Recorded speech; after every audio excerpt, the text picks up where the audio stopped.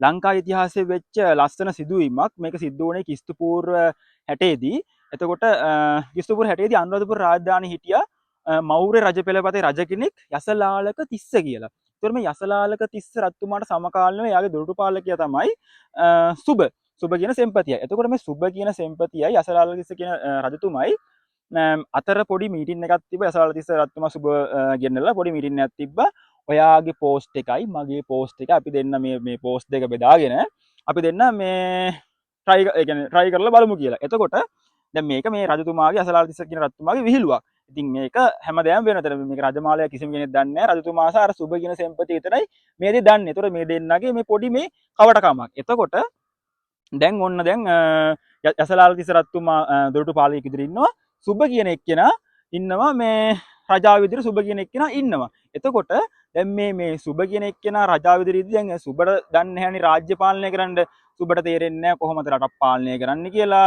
ඒ කියන්නේ රජ කෙනෙක් වුණාමත් ඒකේ රටක නීති තියෙනවා. ඒ හැමදේම කිසිම දෙයක් සුබ දන්නේ නැහැ. අන්තිමට සුබ මොකද වෙන්නේ? සුබ අර මැති ඇමතිවරු ඉස්සරහා ලැජ්ජාවට පත් වෙනවා. ඒකට අර hina වෙනවා. ඉතින් දැන් අන්න ඒ ලැජ්ජාවට මොකද කරන්නේ? අර දොරටු පාලකයා වෙච්ච මේ යසලාල තිස්ස රජතුමා දැන් යානේ දැන් දොරටු පාලක වෙලා තින්න වෙස්වලාගෙන එයා ඉතින් අර සුබට hina වෙයි කවටකම් කර කර ඉන්න. දැන් මේ සිද්ධිය හැමදේම වෙනවා.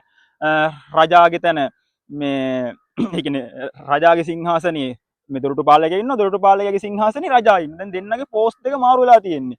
දැන් මේක මේ මාලිගාව කිසිම කෙනෙක් දන්නේ හැමදේම ওই සිද්ධිය වෙනවා. හැමතිස්සෙම අර සුබ ඉතින් මොකද වෙන්නේ? චාටර් වෙවි නෝන්ඩි වෙනවා. ඉතින් මොකද වෙන්නේ? හැමදේම අර සුබ චාටර්ලා දැන් සුබටත් දැන් ජීවිතේ එපා වෙලා තියෙන්නේ. දැන් ওই වගේ සිද්ධියකදී දැන් මේ සිද්ධිය කොහොම දැන් දිගටම යනවා. හැමදේම විතර සුබට hina වෙනවා. හරිද? එතකොට ওই සිද්ධියේදී දැන් ඔය මේ දැන් රජමාලිගාවේ ඔය කාලෙදී තව රජමාලිගයේ කුමන්ත්‍රණයක් සිද්ධ වෙනවා. දැන් මේ කාලේ රජමාලිගයේ කුමන්ත්‍රණ සිද්ධ වෙනවනේ. ඒතකොට රජමාලිගයේ කුමන්ත්‍රණයක් සිද්ධ වෙනවා. දැන් යසලාල තිස්ස රජතුමා මෞර්ය රාජවංශයනේ. දැන් මේ ලම්බකන රාජවංශය කියලා රාජවංශයක් තිබ්බා. ඒ ලම්බකන රාජවංශය තමයි මැති ඇමතිවරු ගොඩක් ඉන්නවා. ඒ කියන්නේ මේ රජමාලිගාවේ මැති ඇමතිවරු ගොඩක් ලම්බකරන කියන වංශය. එතකොට මේ ලම්බකරන වංශයේ මැති ඇමතිවරුන්ට ඕන වෙනවා තමන්ගේ පෙළපතේ එක්කෙනෙක් රජකමට පත් කරගන්න. කුමන්ත්‍රණයක් රහසේ සිද්ධ වෙනවා. එතකොට මේ කුමන්ත්‍රණය අතරතුරදී මේ මැති ඇමතිවරුන්ට දැනගන්න ලැබෙනවා රජතුමා සහ සුබ කියන සෙන්පතියා දෙන්න මාරු වෙනවා කියලා. මොකද්ද දෙන්න මාරු වෙනවා කියලා මේක මේ මැති ඇමතිවරු දැනගන්නවා. ඊට පස්සේ සුබත් එක්ක කතා කරලා සුබගෙන් අහලා මේ දේ අන්තිමට කොහොම හරි මේ සුබගේ කැමැත්තත් ඒකට අරගෙන දැන් සුබටත් දැන් එපා වෙලා ඉන්නේ රත්තුමා ගැන. ඊට පස්සේ සුබත් එක්ක අර මැති ඇමතිවරු ඒ කියන්නේ ලම්බකන් රාජවංශයේ මැති ඇමතිවරු සුබත් එක්ක ඩීල් එකක් පවත්වා ගන්නවා. මොකද්ද? මේ සුබ කියන සෙන්පතියා රජකමේ ඉන්නකොට යසලාලක තිස්ස කියන රජතුමාව මරන්න ඕන කියලා. ඔන්න දැන් සැලසුම ක්‍රියාත්මක වෙනවා. සැලසුම ලස්සනට ක්‍රියාත්මක වෙනවා. කොහොම හරි ඔන්න දැන් සුබ කියන එක්කෙනා දැන් මේ ඉන්න පුටුවේ වාඩි වෙලා ඔන්න ආතල්ලගේ ෆන් එකේ ඉතින් දැන් තමන්ගේ රාජ්‍ය මේ කටයුතු කරගෙන සුබ ඉන්නවා. එතකොට සුබට කරගන්න තේරෙන්නේ නැහැ. ඉතින් නෝන්ඩියේ ඉන්නවා. දැන් අර දොරටු පාලකයාට hina වෙනවා.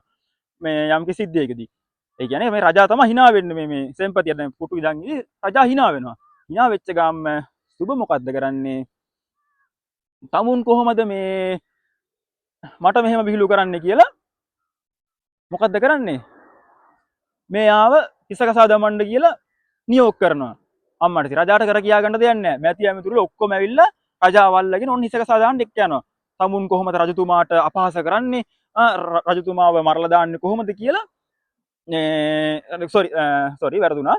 කොහොමද තමා රජතුමාට තමන් කොහොමද කවටකම් කරන්නේ කියලා මේ රජතුමාට උසුළුසුළුකම් කරන්නේ කොහොමද කියලා මේ කෙලින්ම හිසගසා මේ දාන්න නියෝග කරා. ඔන්න ඔය අවස්ථාවේදී මේ දැන් රජතුමා කියනවා මම නෙමේ මේ සුබ කියන්නේ මම යසලාලක තිස්ස මම නෙමේ සුබ කියන්නේ. එතකොට මාව මරන්න එපා කියලා එයා පුළුවන් තරම් ඔප්පු කරන්න හැදුවට මොකද්ද වෙන්නේ අන්තිමට? ඔප්පු කරන්න හැදුවට එයාට අන්තිමට මේ සිද්ධ වෙන්නේ මොකද්ද? මරණය.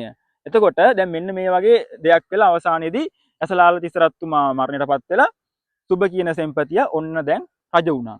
හරිද?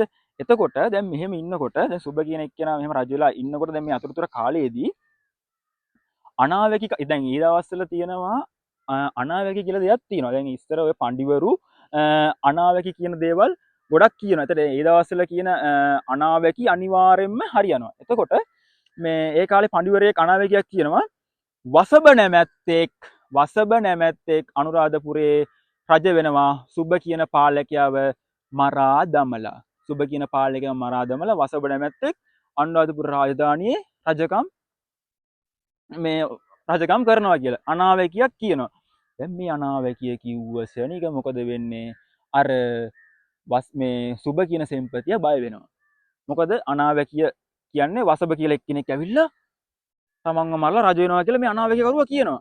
ඊට පස්සේ මොකද කරන්නේ? අර සුබ කියන සෙන්පතියා මොකද කරන්නේ? රට පීරලා අර වසබ කියන නම් තියෙන ඔක්කොම මරලා දානවා. වසබ කියන නම් තියෙන ඔක්කොම මරලා දානවා. ඊට පස්සේ වසබ කියන නම් තියෙන ඔක්කොම මරලා දැම්මට පස්සේ දැන් හොය මරනවා. දැන් මේක බාර දීලා තියෙන්නේ මේ සුබ කියන සෙන්පතියගේ හොඳම සුබ කියන රජතුමාගේ හොඳම සෙන්පතියට තමයි මේක දැන් බාර දීලා තියෙන්නේ. දැන් මේ සෙන්පතිය තමයි හැමදේම කරන්නේ. එතකොට දැන් මේ සිද්ධියත් වෙනවත් එක්කම මේ සෙන්පතියගේ ඥාතියෙක් ඉන්නවා. මේ සෙන්පතියගේ ඥාතියෙක් ඉන්නවා වසබ කියලා. එයාත් එතකොට මේ රජ පෙළපතේ එක්කෙනෙක්. එයාත් වසබ. එතකොට මේ දැන් ওই සෙන්පතියට ඉන්නවා ලස්සන බිරිඳක්. සරාගී බිරිඳක්. එතකොට මේ සරාගී බිරිඳට එයාගේ නම මිත්තා. මිත්තා කුමරිය තමයි අර සෙන්පතියට ඉන්න සරාගී බිරිඳ. එතකොට දැන් වසබ කියන එක්කෙනත් මාර ලස්සනයි. ඉතින් එතකොට ඒ කියන්නේ නැන්දා. හරිද? ඒ කියන්නේ ඇන්ටි. එතකොට මේ වසබට මේ මිත්තා කියන්නේ ඇන්ටි කෙනෙක්. එතකොට දැන් මේ ඇන්ටි ලව් එකක් ඇති වෙනවා. ඒ කියන්නේ මේ වසබටින් ටෝක් කරනවා තමන්ගේ ඇන්ටිට. ඉතින් තමන්ගේම නැන්දට ටෝක් කරනවා. හරිද?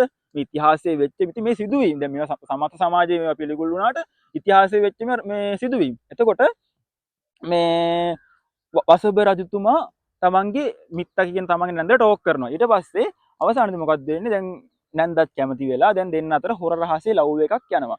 දැන් මේ හොර රහසේ ලව් එක යද්දී මේ හරිම රසත් ඉතිහාසෙම ලස්සනට ලියලා තියෙනවා. දැන් මේ හොර රහසේ මේ ලව් එක යද්දී ඔන්න දැන් ඕක අහු වෙනවා. ඕක දැන් දැන් ලාවට වගේ තේරෙනවා. අර සෙන්පතියට. ඒ කියන්නේ සුබරත්තුමාගේ සෙන්පතියට තමන්ගේ මාමට ඕක දැන් අහු වෙනවා. තේරෙනවා ලාවට. ඊට පස්සේ මොකද කරන්නේ? ওই තරහක් තිබ්බා. අනික එයත් ලම්බ කරන වංශයේ මේ ඒ තරහක් තිබ්බා.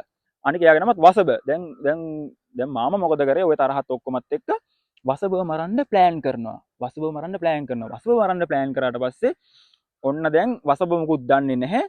මේ එන්න මං ඔයාලට තනතුරක් දෙන්නම් කියලා පහුවදා උදේ වසබව එක්කන් යනවා.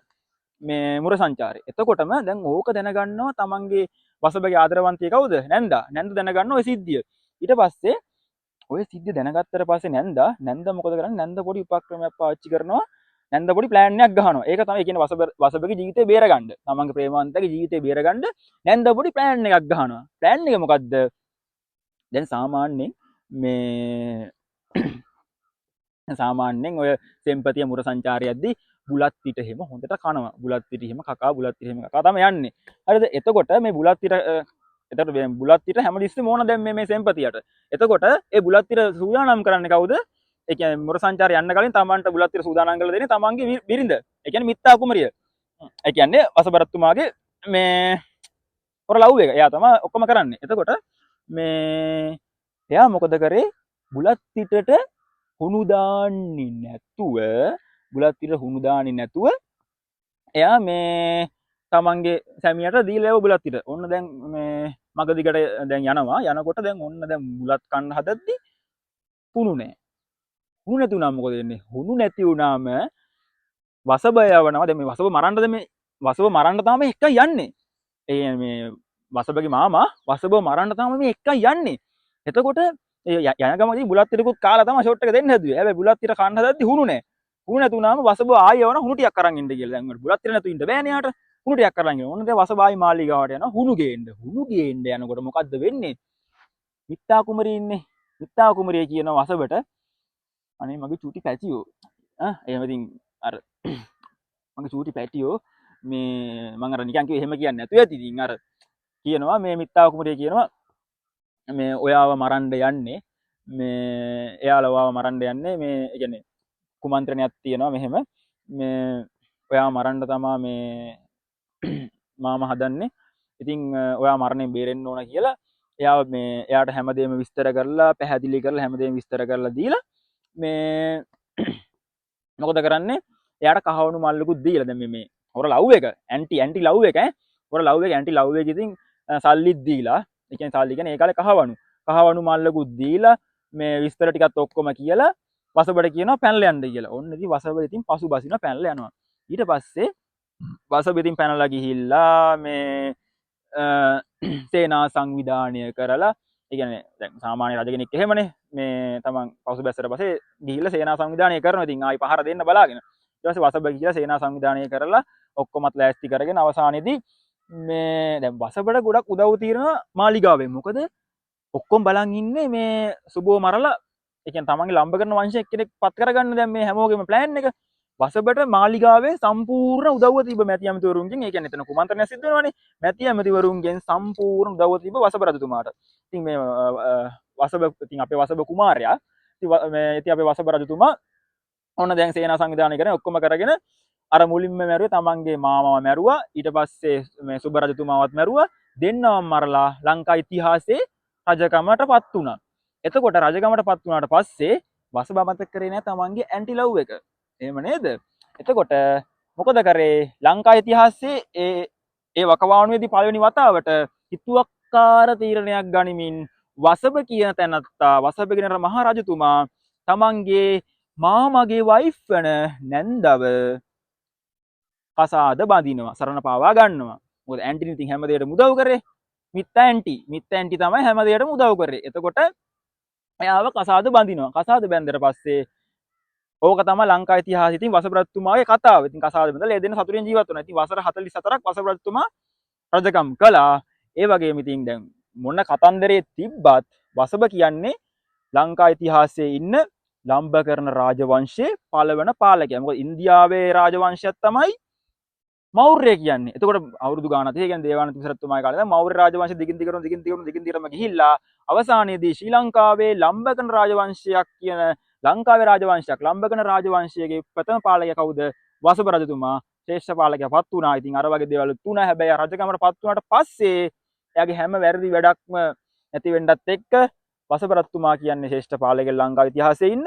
එයා මොකද කරේ? ලංකාවේ කුෂිකර්මය, දේශපාලනය, ලංකාවේ එතකොට මේ වැව් වමුණු, දාගැබ් මේ හැම දෙයකටම කියන්නේ වෙහෙර විහාර මේ හැම දෙයකටම වසබ රජතුමා ඉතාමත් සේවයක් කළා. ඉතින් හොඳ රජ කෙනෙක්.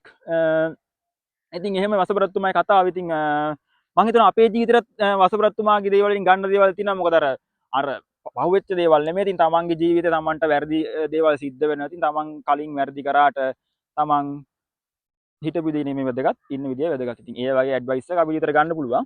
මේ ඉතින් අර වසබ රජතුමාගේ ජීවිතේත් එක්ක අපිට ඒ වගේ ඇඩ්වයිස් එකක් ගන්න පුළුවන්. ඉතින් ඔන්න ඔකයි ඉතින් වසබ රජතුමාගේ කතාව. අපි තව වීඩියෝ එකකින් හම්බෙමු.